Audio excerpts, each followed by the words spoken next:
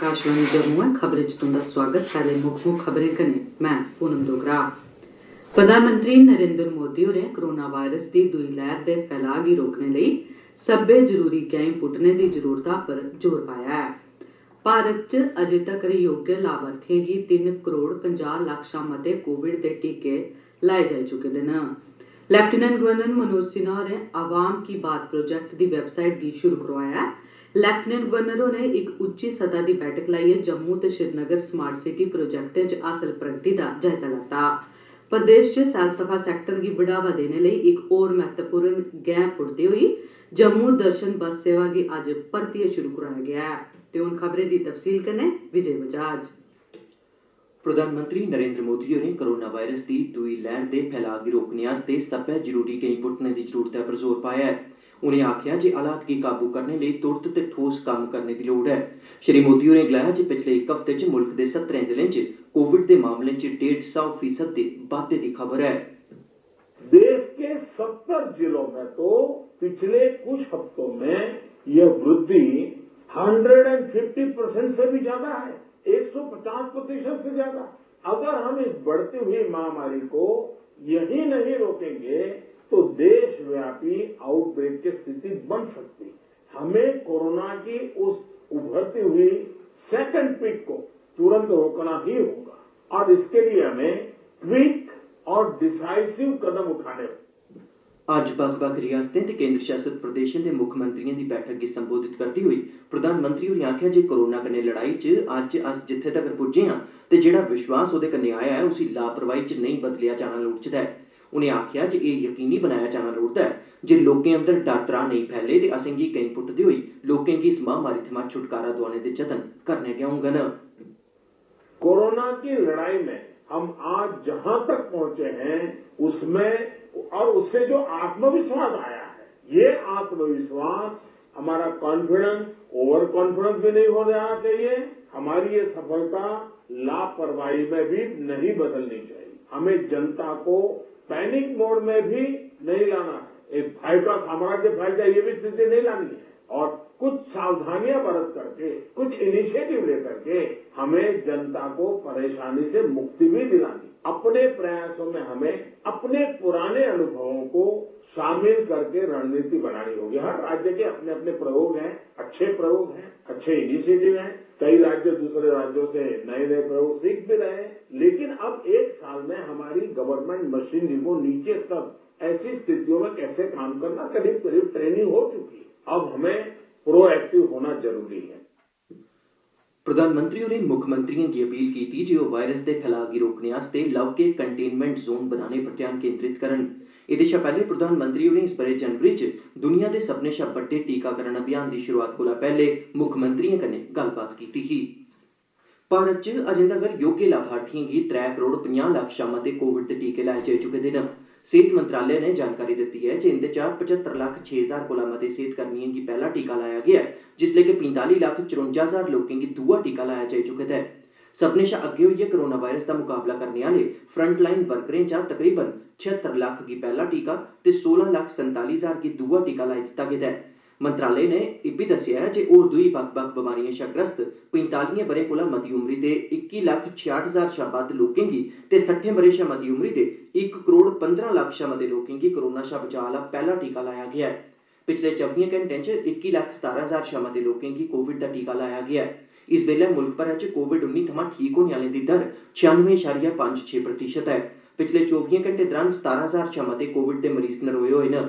मंत्रालय ने इब्बी दस्सेआ जे अजें तगर इस बमारी थमां 1 करोड़ 10 लक्ख शा मते मरीज बहाल होई चुके दे न। इल्लै मुल्खै च 2 लक्ख 34 हजार शा मते एक्टिव पॉजिटिव मामले न, जेह्ड़े कुल मामलें दा छड़ा 2.05% गै बनदे न। मुल्ख च अजें तगर सामने आए दे कोविड दे मामलें दी गिनतरी हून होर बधियै 1 करोड़ 14 लक्ख थमां मती होई गेई है। महाराष्ट्र, पंजाब, कर्नाटक, गुजरात ते तमिलनाडु च हर रोज सामने आवा करदे मामलें दी गिनतरी च बाद्दा होआ करदा ऐ। पिछले 24 घैंटें च सामने आए दे कोविड दे मामलें दा 71.10% इनें गै राज्यें थमां न। पिछले 24 घैंटें च 28,903 नमें मामले सामने आए न।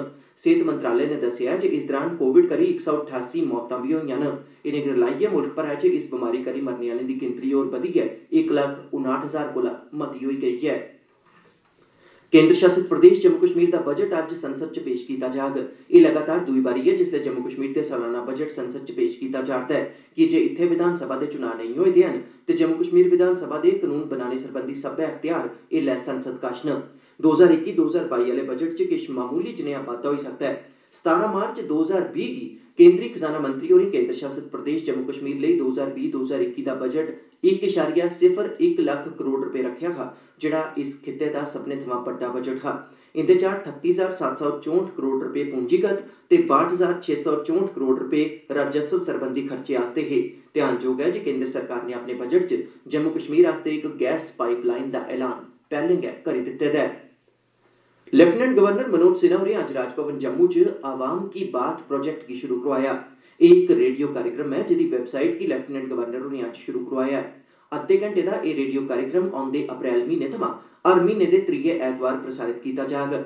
इस कार्यक्रम दा मकसद सरकार पास्सेआ पुट्टे गेदे तरक्की बाद्दे आह्ले कदमें बारै लोकें गी जानकारी हासल करोआना ते लोकें गी इक ऐसा मंच उपलब्ध करोआना बी ऐ जेह्दे राएं ओह् अपने मशवरे, विचार ते प्रस्ताव सांझे करियै प्रशासन कन्नै गल्लबात करी सकङन।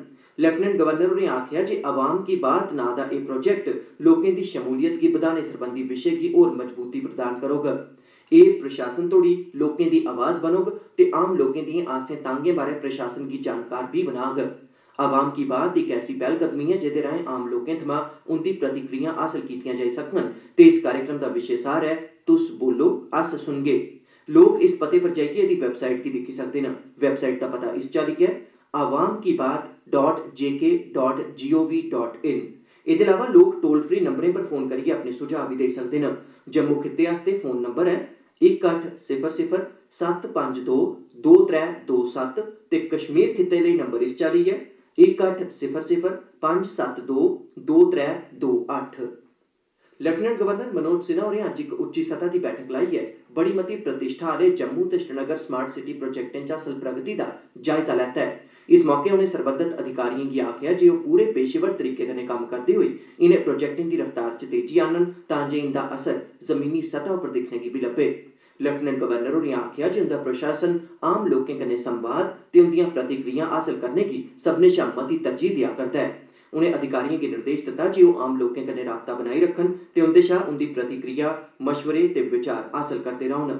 जम्मू स्मार्ट सिटी लिमिटेड दिएं मुक्ख कार्यकारी अधिकारी सुषमा चौहान ते श्रीनगर स्मार्ट सिटी लिमिटेड दे मुक्ख कार्यकारी अधिकारी शाहिद इकबाल चौधरी होरें इस मौके ब्यौरेवार पेशकारी कीती। श्री सिन्हा होरें स्मार्ट सिटी आह्ले प्रोजेक्टें गी बेल्लै सिर सबूरा करने पर चेचा जोर दित्ता है। एह् खबरां तुस आकाशवाणी जम्मू थमां सुना'रदे हो। हून बाकी दिएं खबरें कन्नै पूनम डोगरा। प्रदेश बीजेपी दे उप प्रधान यदुवीर सेठी होरें अज्ज जम्मू दर्शन बस सेवा गी झंडी दस्सियै रवाना कीता।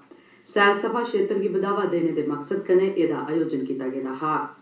सेठी हुंदे कन्नै ट्रैवल एजेंटें दे बक्ख-बक्ख ग्रुप ते होर दुए सरबंधत धड़े इस बस यात्रा च शामल हे जेह्ड़ी जे सुचेतगढ़ बार्डर लेई रवाना होई ही। बीजेपी सरकार आसेआ सुचेतगढ़ सने पीरखो मंदर, जियापोटा घाट, अखनूर, जम्मू ते पत्नीटाप च गंडोला सेवा ते इयै जनेह् होर थाह्रें गी सैलसफा दी तर्ज उप्पर होर मता विकसित कीता गेदा ऐ तां जे मते शा मते यात्रिएं गी सैलसफा लेई इस बक्खी आकर्शित कीता जाई सके।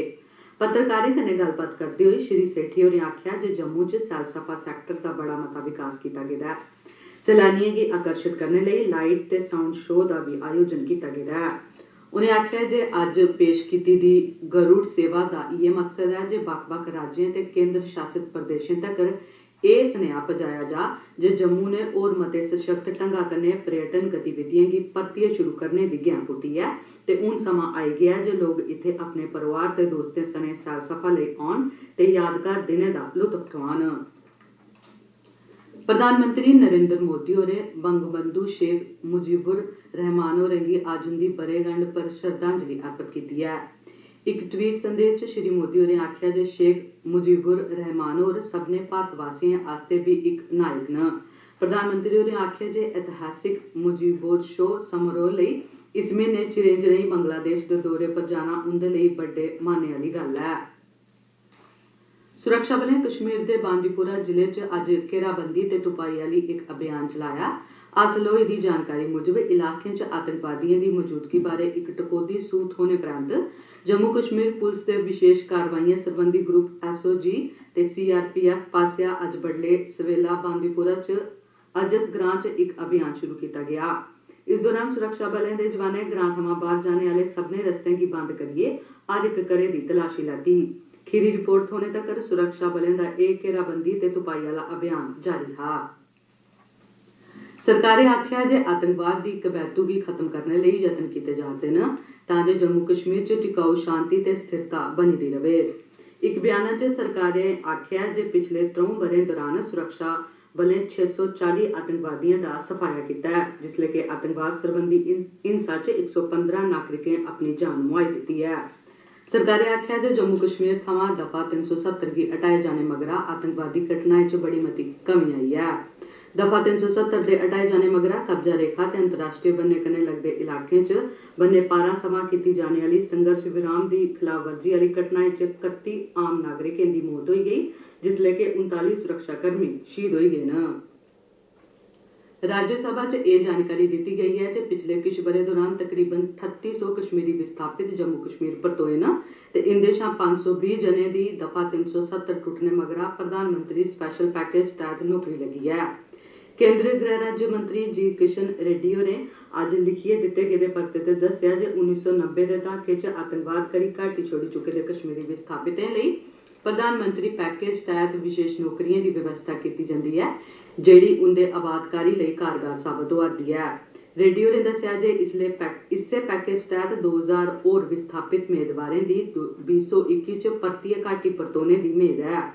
मंत्री होरें दस्सेआ जे जम्मू कश्मीर दी 1990 ब'रे दी सरकार आसेआ गठित रिलीफ आफिस दी रिपोर्ट मुजब उस बेल्ले 44,167 कश्मीरी विस्थापितें दा पंजीकरण दर्ज कीता गेआ हा, जेह्ड़े सुरक्षा दे मद्देनजर घाटी छोड़ी चुके दे हे। एह्दे कन्नै गै खबरें दा एह् बुलेटिन समाप्त होआ।